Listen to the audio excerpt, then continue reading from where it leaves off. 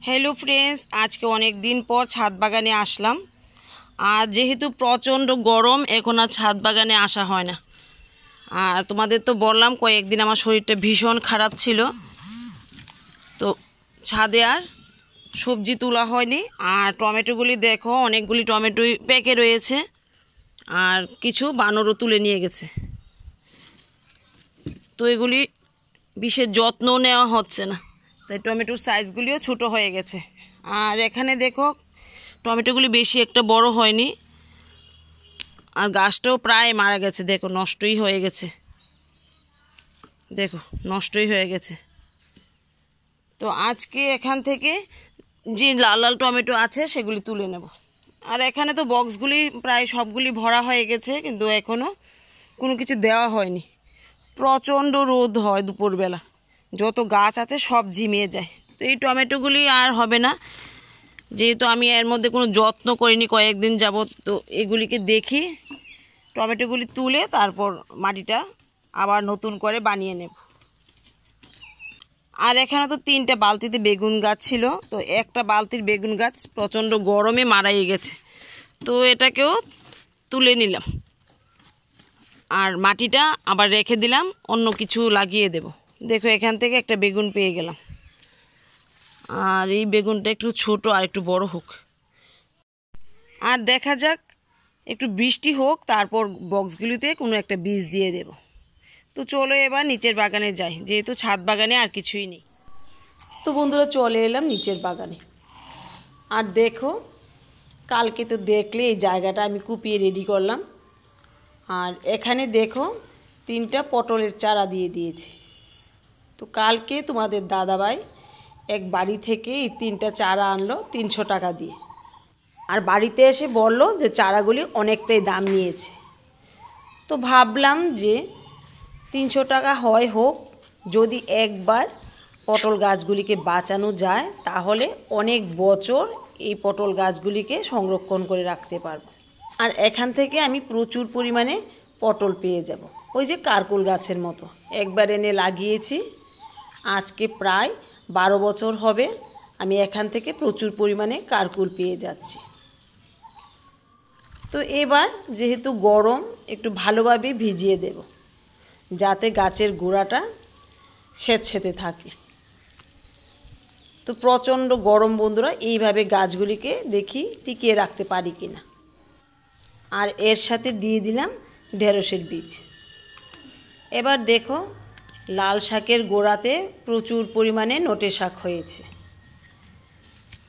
আর নটে শাকগুলি এত সুন্দর হয়েছে, ভেবেছিলাম আজকে তুলব না, কিন্তু এইগুলির কাছে এসে আবার মনটা পাল্টে গেল, ভাবলাম আজকেই তুলিনি।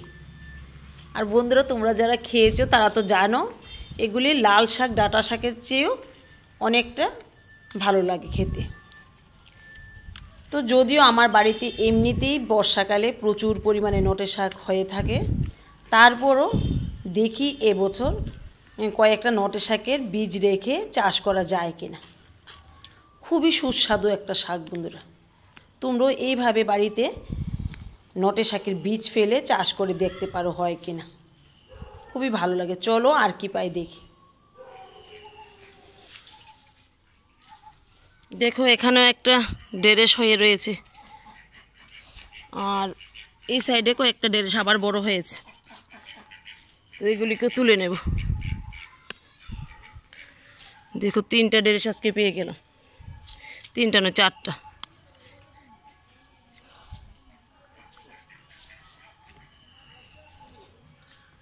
এবার দেখি কয়টা টমেটো পাই।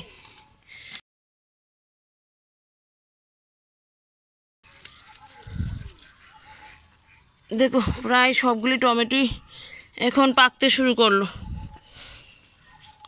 আর না নিলে ভয়ও লাগে কখন বানর এসে নিয়ে যায়।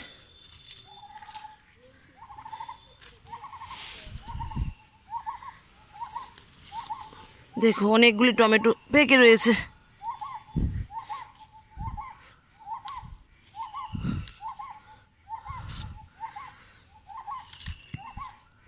হ্যাঁ একটা পড়ে গেল কাঁচা। আর বন্ধুরা দেখো বেশি দিন আর টমেটো পাবো না, সবগুলি টমেটোই পেকে গেছে।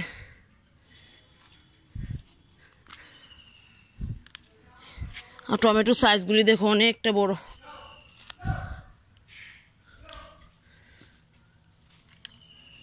বাস হয়ে গেল। এবার চলো কয়েকটা ডাটা তুলে নি। ডাটাগুলি বেশি একটা ভালো হয়নি, তারপর খাওয়া যাবে দেখো। আর ডাটাগুলি তুলে আবার চাল কুমড়ো চারাগুলিতে কিছু খাবার দিয়ে দেব। আর তোমরা তো জানোই আমি কি খাবার দিই।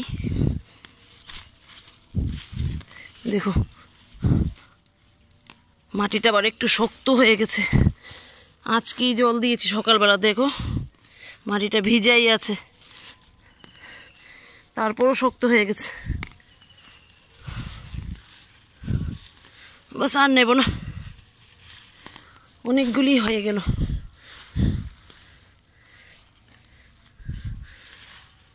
তো ঠিক আছে বন্ধুরা, আজকে এই পর্যন্তই। আগামী দিন আগামী আরেকটা হারভেস্টিংয়ের সাথে দেখা হবে।